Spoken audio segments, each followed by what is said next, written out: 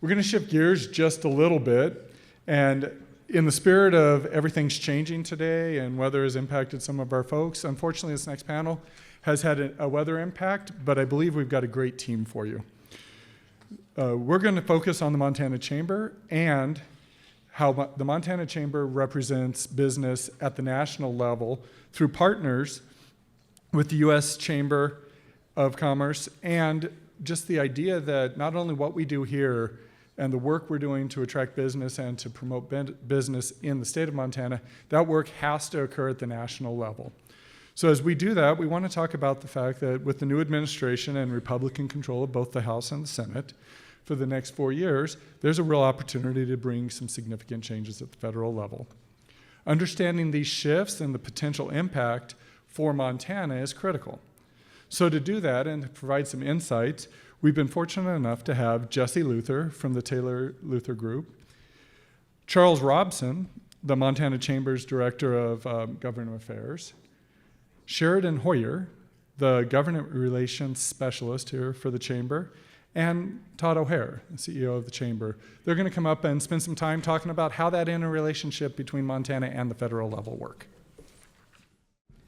So we're continuing to pivot because of weather conditions and losing some folks that we had originally planned on, and so we were really originally planning this sort of a panel to be a discussion around federal relations and as Tony introduced us, but we're going to pivot and we're going to do things a little bit differently here, just because I guess we've got the microphone and we'll do how we want to do this, and so so we're going to focus more on what some of the Montana Chamber's priorities are going to be going into this session, some rationale behind that, and then open up some sort of conversations that we can with you all.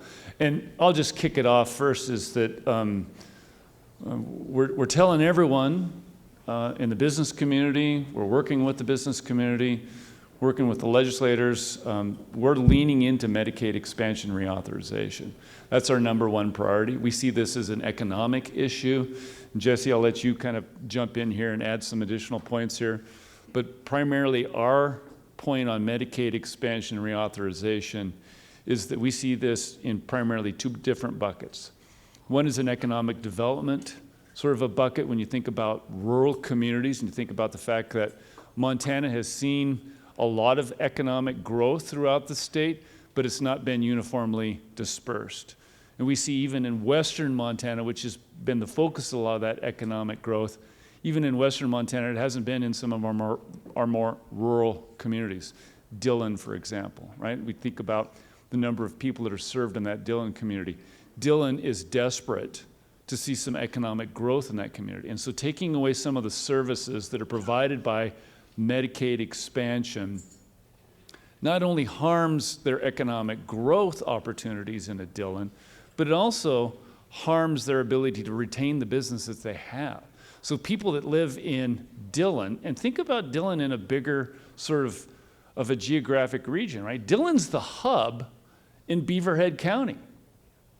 And you think about Beaverhead County, it's the largest county in the state of Montana. It also includes towns like Wisdom and Twin Bridges.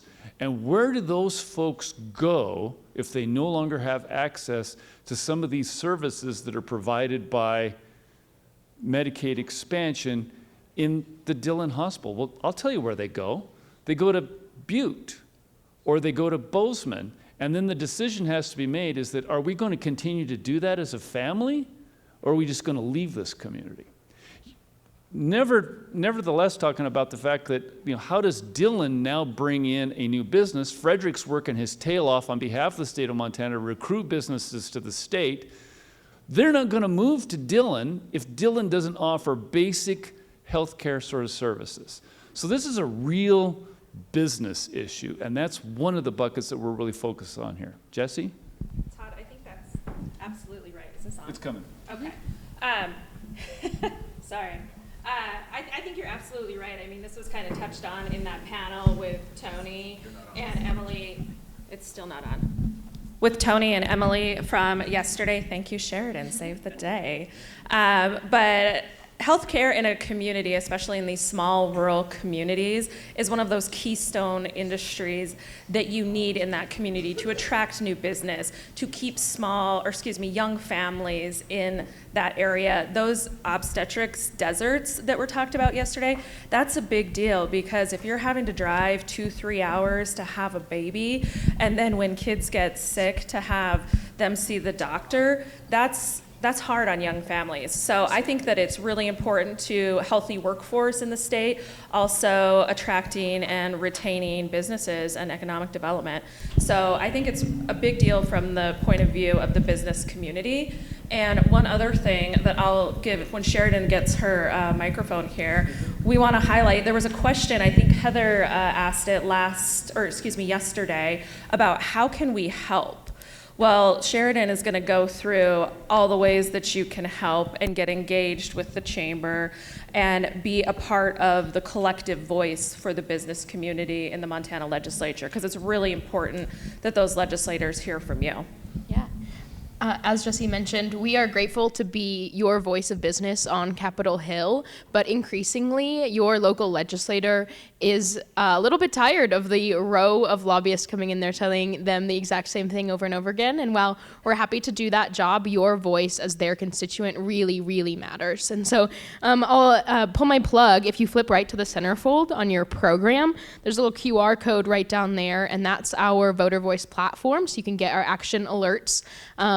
And we'll format some for really on those key bills where we get to, we want your voice engaged with you just put in your address and it automatically connects you with your senator or representative or whomever, and then you can edit it to make it apply to Woods Power Grip or Alpine Physical Therapy or whatever it might be, and we really, really appreciate that. We could sit up here and enumerate our many priorities, but we have them written on different things, and we don't want to bore you too much further. But each Tuesday at noon for chamber members, we do have a Zoom call. We give you a weekly update on what we're doing there in the Capitol, and we record it each week. We'll put it on.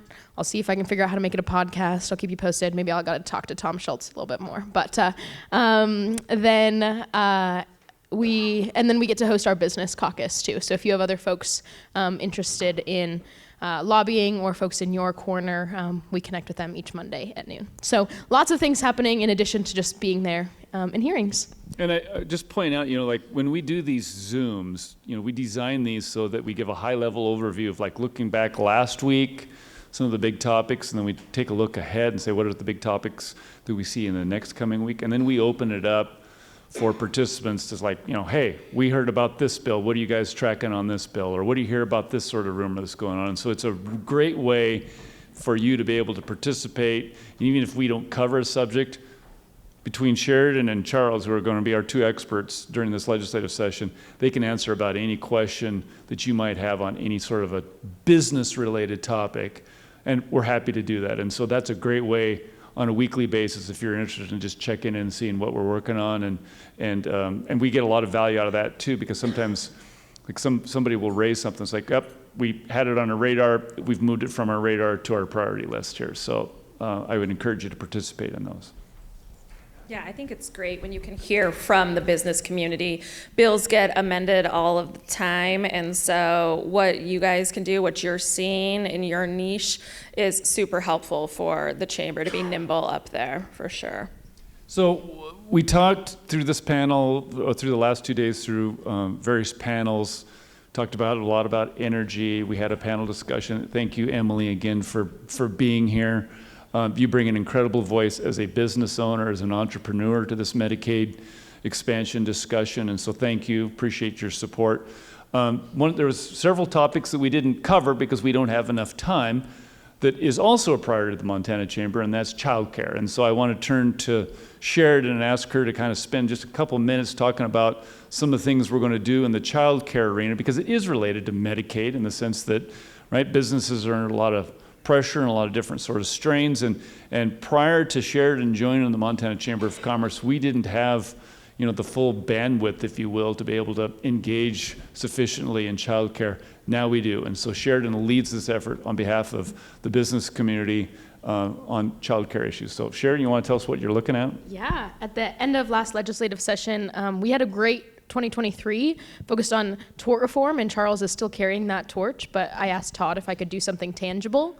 And so I get to be the child care policy lead, and I'm no lawyer, so that is why I had to stay there.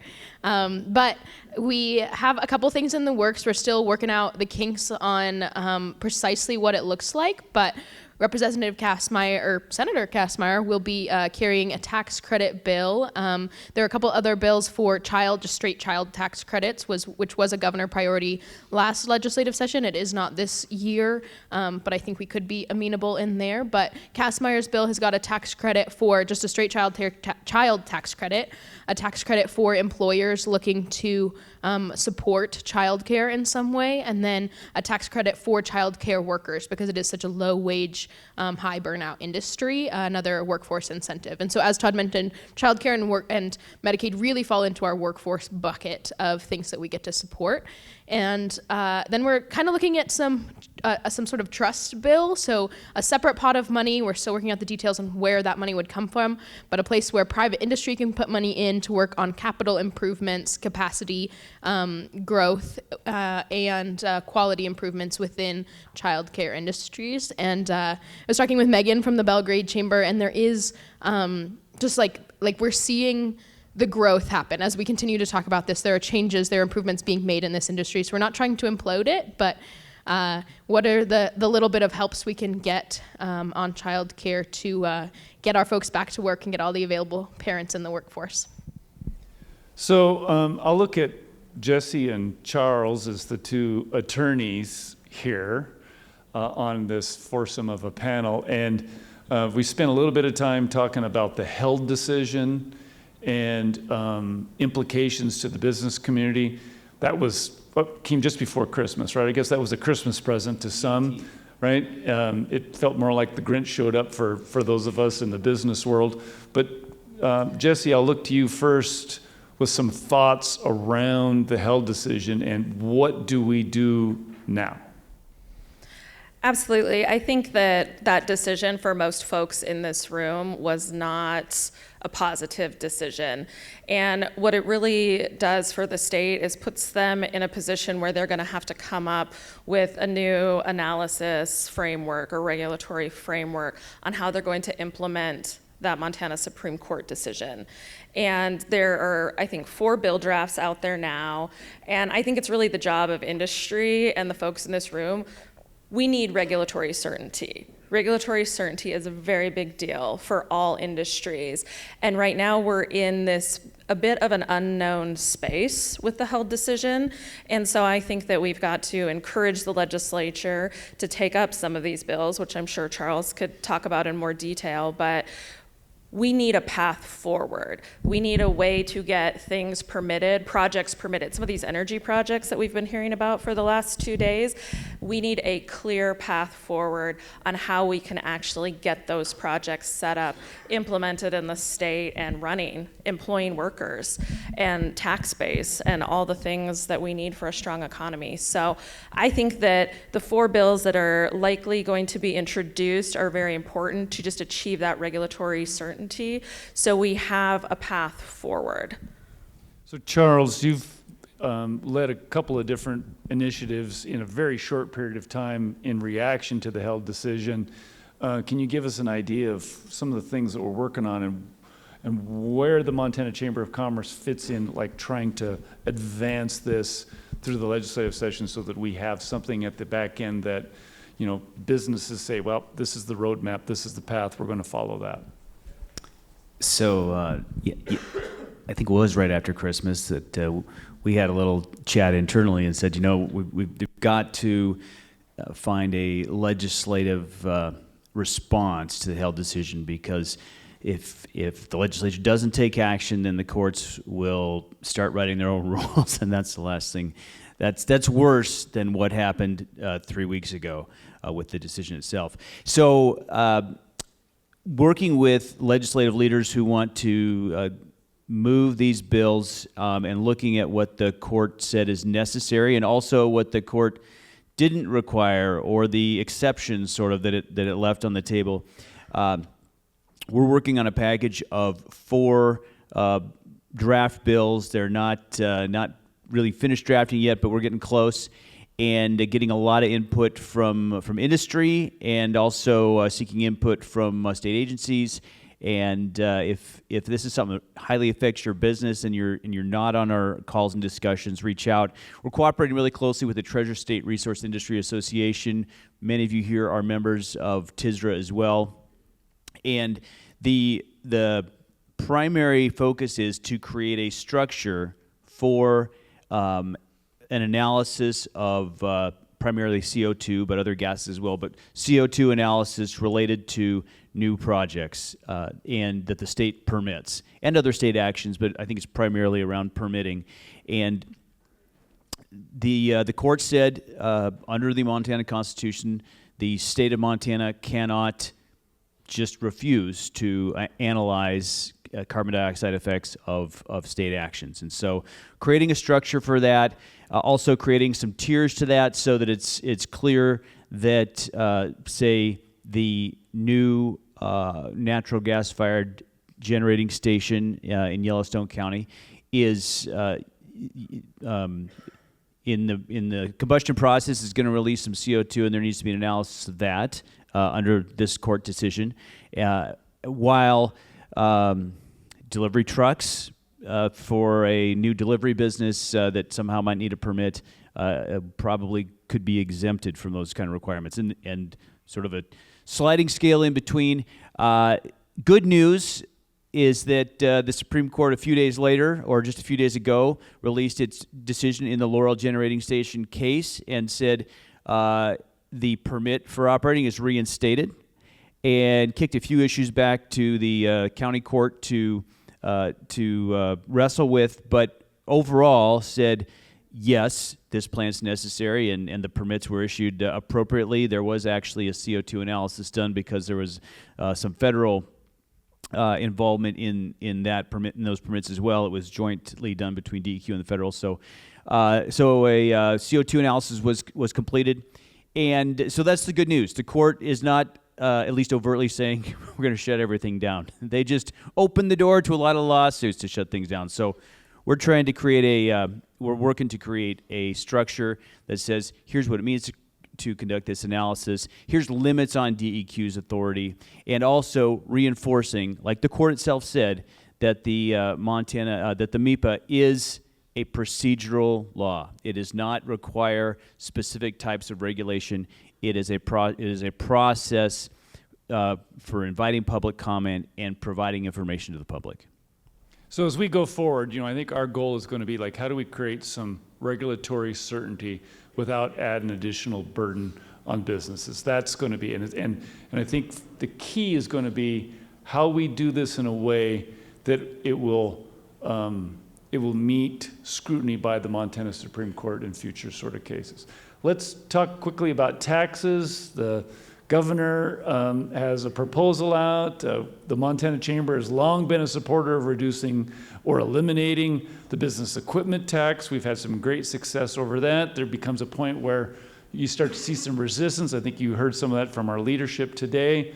You got the property tax issue in general, which is creating a lot of consternation amongst voters, and that's reflected in the legislative leadership that you heard today. And then you've got an income tax proposal, right, that the governor wants to continue to lower income tax, and I think he looks at income tax as like long-term economic development. And so there's a lot of dust that's stirring around, Jesse, and like, what would you like to add to this dust storm that we have?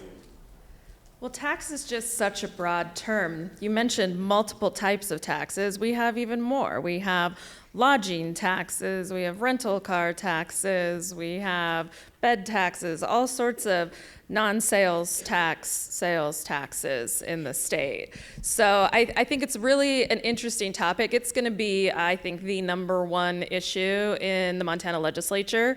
If you look at the bill draft requests that are out there, everybody's looking to shift the revenue somewhere.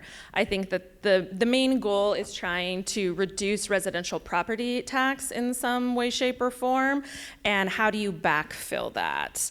And there's a lot of different proposals from the Republicans, from the Democrats, from the second floor, and it will start somewhere and end up somewhere else. But Well, so I served on the governor's property tax task force. And throughout that entire process that we met and we discussed, I kept pointing out and reminding folks that it's like, given the tax structure that we have today, the only way that we're able to reduce property taxes on one class of individuals or entities is that we've got to raise property tax on someone else. And that's the big concern that I think that we have going into this session, is that we're just moving the chairs around in the room. And we have yet in this state to have a serious adult-like conversation about what our tax structure is. I contend that we have a tax structure in Montana that is better suited for 1964 than it is for 2024. We have a property tax structure in this state that is dependent upon massive capital investment, big bricks and mortar, massive manufacturing, not a tax system that is dependent upon what we see in evolving in our economy. Our economy in Montana is increasingly becoming a professional services economy. How does property taxes take into consideration the fact that we've got more accountants, more financial experts, more folks operating in the tech world that can do a lot of their work from a desk? We don't have a massive timber industry like we had in 1964. We don't have a massive mining industry like we had in 1964. That's all changed. And as you look ahead over the course of the next 10 to 20 years, where is this economy heading? Is it going to head back to what it was in 1964, or are we going to see it accelerate from where we are today? And I will contend that until this state, as voters get serious and are willing to engage in adult conversation about what our tax structure is in this state and is it suited for us today, this property tax issue is going to continue to get worse and worse. And what it's going to do is it's going to compress on those citizens that are already on limited income, already struggling to pay their property tax bills, and it's really going to exacerbate the problems on some of those big industrial sort of customers, because they're going to be sharing more load. I look at my friends over here at Intech, right? These guys here have got big property tax bills down there at the coal mine down there outside of Hardin and in Sheridan, Wyoming. As other businesses leave, close, retire, they pick up a larger bill. We saw it in Missoula this spring, where we lost 2 major timber companies in Missoula. The services that Missoula County do not go down, but the taxes that they receive now have to get borne by the rest of the individuals in that state and the rest of the businesses in that county. And so I'm convinced that until we have a serious conversation about what our tax structure is in this state, this problem is going to get to be like the driving economic headwind for this state in the next 10 years. yeah, we need to grow the pie instead of reslicing it, to your point. I will say the dirty word, because I will say the dirty word that none of our elected officials up here were willing to say. Sales tax is going to have to be at some point part of this conversation. So we did get to do polling. We tackle a business-based poll every fall, and we have seen this as a continual issue. And as to be expected, sales tax is still immensely unpopular. But if you tie it to reduction in residential property tax, it becomes about a 20-point increase in support. It's still not a majority support, but that's part of the conversation. So we're hopeful, to your point, Don, is that the needle is starting to move. And I don't know that the needle would have moved had it not been for some of the increases that we're seeing in property taxes. So Yeah, we're about out of time. Professor Juris is going to be here in a few minutes. So we don't have time for closing remarks, which is great. I just want to say, questions, Gary more and Tony, questions. yeah, no questions, sorry. But Gary and Tony, thanks for the music, and you can hit the switch. We're gonna have the Lieutenant Governor here very soon, and thank you all for coming out today.